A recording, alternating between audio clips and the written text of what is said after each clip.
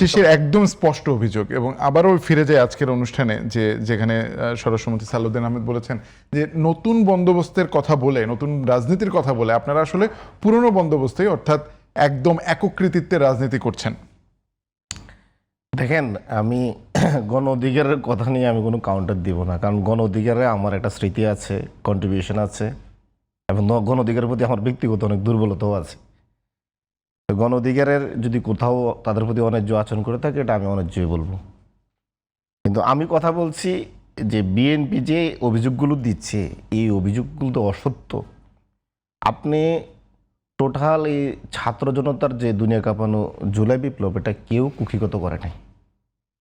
কোনো পার্টি এখন পর্যন্ত কুক্ষিগত করার চেষ্টা করেও পারবে না। এটা বিএনপি কিছুদিন করছে, দু একদিন আগে চেষ্টা করছিল, বেশিংয়ের শিকার হয়ে এখন আর আগাচ্ছে না। পরবর্তী রাত 8টা বাজে আবার ডকুমেন্টারি ঠিক করছে।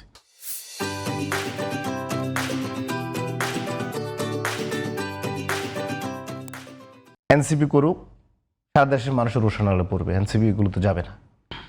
জামাত করুক, একক কৃতিত্ব নেওয়া দাবি করুক, দেখবেন সেও মানুষের কাছে অপমানের শিকার হবে। গণ অধিকার করুক, একই হবে। এখন পর্যন্ত মোটা তাকে কেউ করে নাই। বরং আপনি বলতে পারেন জুলাইয়ের যে প্রতিশ্রুতি, এই প্রতিশ্রুতি ভঙ্গ করতেছে। চেতনাবাজি এক জিনিস, আর প্রতিশ্রুতি এক জিনিস। বিএনপি জুলাইয়ের প্রতিশ্রুতি নষ্ট করছে, প্রতিশ্রুতি ভঙ্গ করছে। সে নিয়ে কথা বলেন যে জুলাইয়ের যে সনদ মানছে না, গণভোটের গণরায় মানছে না, এবং সে নির্বাচনের আগে বলছে যে সে মদিনার সনদে দেশ চালাবে, জুলাই সনদের দেশ চালাবে। কোথায় গেল মদিনার সনদ, কোথায় গেল জুলাই সনদ?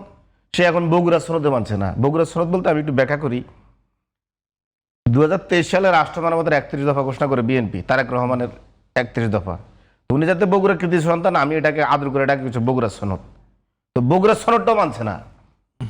তো এখন যারা জুলাইয়ের প্রতিশ্রুতি লঙ্ঘন করেছে, অস্বীকার করেছে, তারা এখন বলে যে আমরা নাকি চেতনা ব্যবসা করি। কার কাছে ব্যবসা করছি?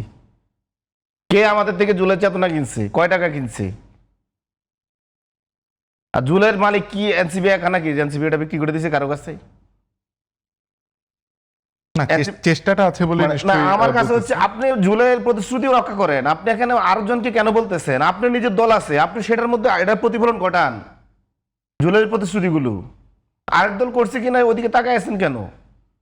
এনসিপি তো জুলাইয়ের অগ্নিগর্ভ থেকে জন্ম নেয় একটা পলিটিক্যাল পার্টি, তার তো অনেক ল্যাকিংস আছে। সে দলটা মাত্র গঠন করছে। আপনারা তো পুরাতন দল, আপনারা তো জুলাইয়ের প্রতিশ্রুতিগুলো আরো বেশি বাস্তবায়ন করতে পারতেন। আমরা তো দেখছি না আপনাদের মধ্যে সেটা।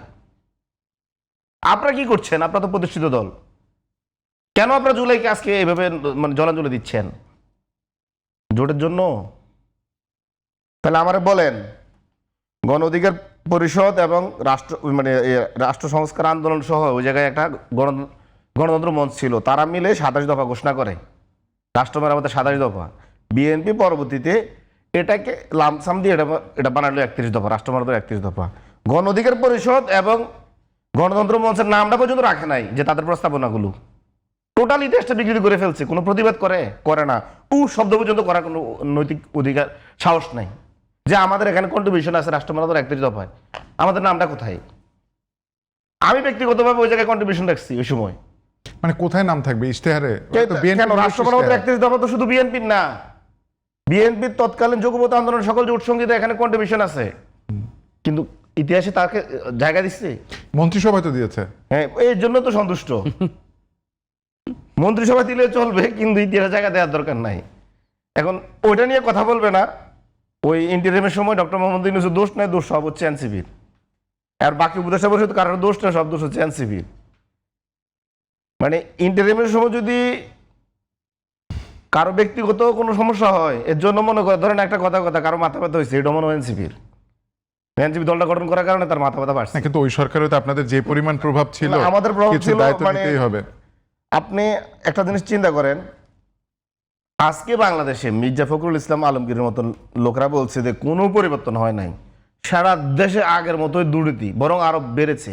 শুধু ওনার প্রধানমন্ত্রী তারেক রহমান ছাড়া সবাই দুর্নীতি করে, শুধু উনি করে না।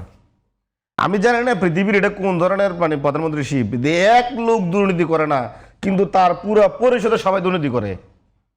এবং দলের স্বয়ং সেক্রেটারি বা দলের এই ঘোষণা দেয়, এবং তিনি যদি এত বড় দায়িত্বশীল জায়গাতে ঘোষণা দেয়, তার দুর্নীতিটা হচ্ছে নিশ্চিত।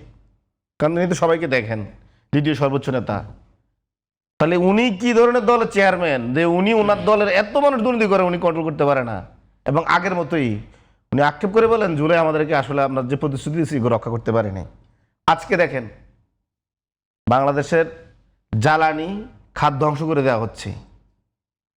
বসুন্ধরা গ্রুপের মতন একটি অলিগারকে আজকে জ্বালানি মানে আপনার মানে প্রাইভেটাইজেশন করে দিচ্ছে, তাদেরকে মানে জ্বালানি তেল আমদানির জন্য তাদেরকে বা বিপণন এবং ব্যবস্থাপনার জন্য তাদেরকে অনুমোদন দেওয়ার জন্য একটা পায়তারা চলছে। রাষ্ট্রীয় প্রতিষ্ঠান বিবিসিকে বাদ দিয়ে দেশটাকে ধ্বংস করে দেওয়ার একটা পরিকল্পনা করা হচ্ছে। এই বিষয়ে আজকে গ্যাসের সংকট, দেশীয় কূপ থেকে গ্যাস উত্তোলন না করে এলএনজি কিনে নিয়ে আসে, এখান থেকে কমিশন খাওয়া হচ্ছে। এই কমিশন কারা খাচ্ছে? পুরো মিনিস্ট্রির সাথে জড়িত না? এর যে বিদ্যুতের ভুতুরে বিল প্রতি বছরের জুন জুলাইতে আসলে পুরো রাজস্ব আদায় করার জন্য বা রাজস্ব বেশি দেখানোর জন্য বা তাদের ঘাটতি পূরণ করার জন্য জনগণের পকেট থেকে 2 গুণ 3 গুণ 4 গুণ 5 গুণ পর্যন্ত টাকা নেয়। সর্বোচ্চ টাকা জড়িত না? মন্ত্রী থেকে শুরু করে কেরানি পর্যন্ত এই টাকা ভাগ পায় না। এখন ভাগটা কে নিচ্ছে? কোনো প্রতিবাদ আছে আমাদের?